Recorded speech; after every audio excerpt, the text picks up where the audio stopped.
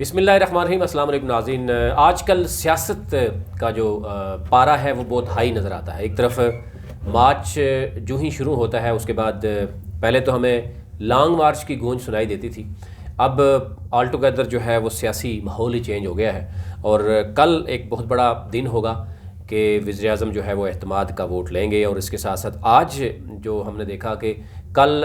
وزیر اعظم کا جو قوم سے خطاب تھا اس میں الیکشن کمیشن کو بڑے آڑے ہاتھوں لیا، اور الیکشن کمیشن نے آج وزیر اعظم کو بڑے آڑے ہاتھوں لیا۔ کیا بات ہوئی، کیا گفتگو ہوئی، اور اس وقت ہم یہ دیکھ رہے ہیں کہ الیکشن کمیشن اور وزیر اعظم آمنے سامنے نظر آتے ہیں۔ کیا بات کی گئی جناب؟ الیکشن کمیشنر کی طرف سے بات کی گئی کہ ہمیں کام کرنے دیں، ہم اور کیچڑ نہ اچھالا جائے۔ الیکشن کمیشن کا وزیر اعظم کو جو ہے وہ بڑا یہ بتایا جا رہا ہے جناب کہ سخت جواب ادھر سے بھی آیا ہے، اور یہ کہا گیا ہے کہ ہم کسی کی خوشنودی کی خاطر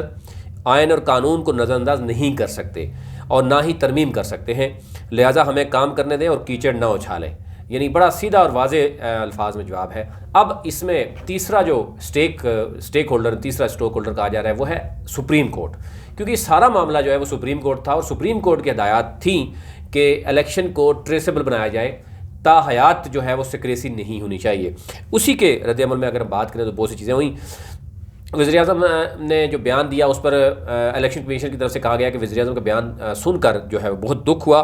اور انہوں نے میڈیا پر بات کی، انہوں نے عوام سے بات کی، اور عوام کو بھی غلط طریقے سے انفارمیشن دینے کی کوشش کی۔ یہ الیکشن کمیشن کی کہنے کے بات ہے،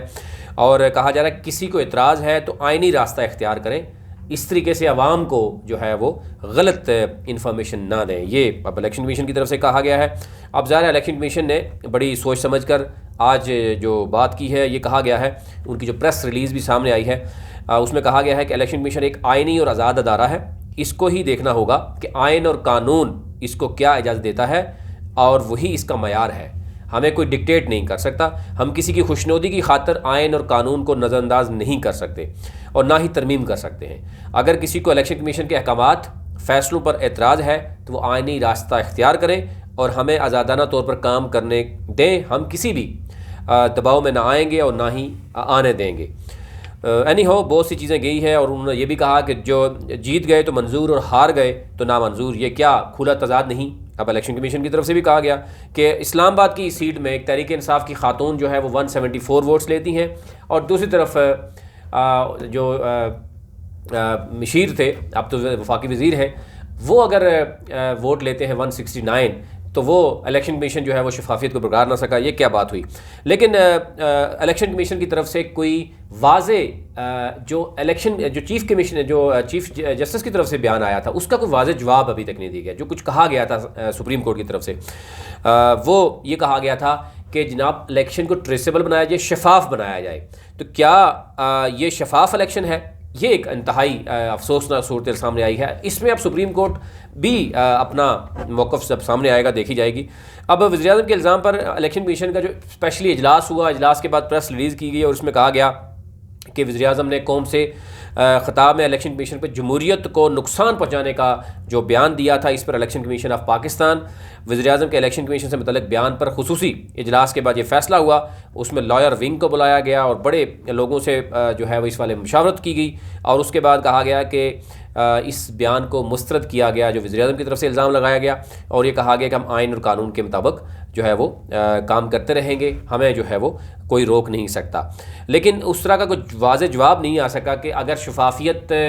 برقرار ہے، اور اگر خدا نخواستہ کوئی بھی اور معاملہ ہوتا ہے اور وہ اگر کورٹ میں کیس جاتا ہے تو اس میں جو ووٹ ضائع ہوئے ہیں یا ووٹ جو تحریک انصاف کے ہیں یا کسی بھی پارٹی کے ہیں، اس کی بجائے کوئی بھی اور پارٹی ہو سکتی تھی، اگر ان کو ٹریسیبل کیا جائے کہ کون سے لوگ رائے جنہوں نے چینج کی ہے وہ کون لوگ ہیں، تو کیا یہ ٹریسیبل ہے یا نہیں ہے؟ یہ ایک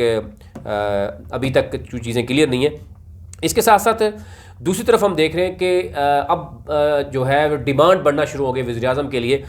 جی ڈی اے نے کہا ہے وزیر اعظم سے کہ جناب آپ کے باغی ارکان کے خلاف فوراً تحقیقات جو ہے شروع کروائی جائیں، ورنہ ہم کو آپ پر بھی یہ جو ہے وہ اعتبار نہیں رہا کہ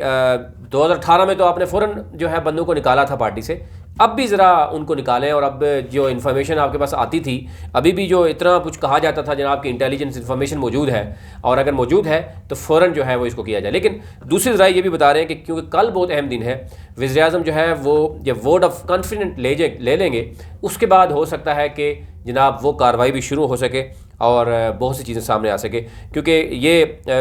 خط میں لکھا گیا ہے پی ٹی آئی کے 7 ایم پی ایز کے نام ارسال کیے گئے ہیں وزیر اعظم کو بھی، اور کہا گیا ہے کہ ان 7 پی ٹی آئی کے ارکان میں سے 6 نے ووٹ نہیں دیا، ٹھیک ہے، اور ووٹ نہیں دیا، کیا ووٹ ضائع کیا یا ووٹ کسی اور کو دیا۔ تو اس پر ہم دیکھ رہے ہیں کہ اب پی ٹی آئی اور جی ڈی اے جو ہے کوئی 6 باغیوں کی تلاش ہے۔ اب وہ 6 باغی کون سے ہیں یہ کہنا قبل از وقت ہوگا اب، لیکن کل کا دن بڑی اہمیت کا حامل ہے۔ الیکشن کمیشن، وزیر اعظم اور پھر جو ہے سپریم کورٹ، اب تینوں ادارے جو ہیں بڑے ادارے ہیں۔ اب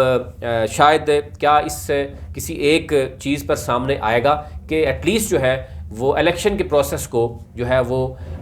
کلیئر بنایا جائے، شفاف بنایا جائے، وہ خواہ بلدیاتی الیکشن ہوں، وہ صوبائی اسمبلی کے ہوں، نیشنل اسمبلی کے ہوں، سینٹ کے ہوں، ہمیشہ جو ہے وہ آپ دیکھتے ہیں کہ اس پہ دھاندلی کے الزامات لگتے ہیں۔ الیکشن کمیشن جو ہے وہ کیا لیٹسٹ ٹیکنالوجی کو استعمال کرتے ہوئے الیکٹرانک ووٹنگ کا جو ہے وہ کام شروع کر سکتا ہے، نہیں کر سکتا، آنے والے جو الیکشنز ہیں وہ کیا سامنے آئیں گے، یا اسی طریقے سے چلتا رہے گا کہ الیکشن کمیشن اور وزیر اعظم یعنی تحریک انصاف کے درمیان جو ایک اس وقت دراڑ موجود ہے وہ کب تک چلے گی، کیا وہ پگھل پائے گی، یا آنے والا الیکشن بھی متاثر ہو سکتا ہے۔ ابھی تک اتنا ہی، چینل کو ضرور سبسکرائب کریں، بیل آئیکن پر ضرور کلک کریں تاکہ ہر نئی آنے والی ویڈیو آپ تک پہنچ سکے۔ کل مزید آپ کو اپڈیٹ کرتے رہیں گے پورے معاملے سے، کہ کل بہت ہی اہم دن ہے، اس کو تاریخی دن بھی کہا جا رہا ہے۔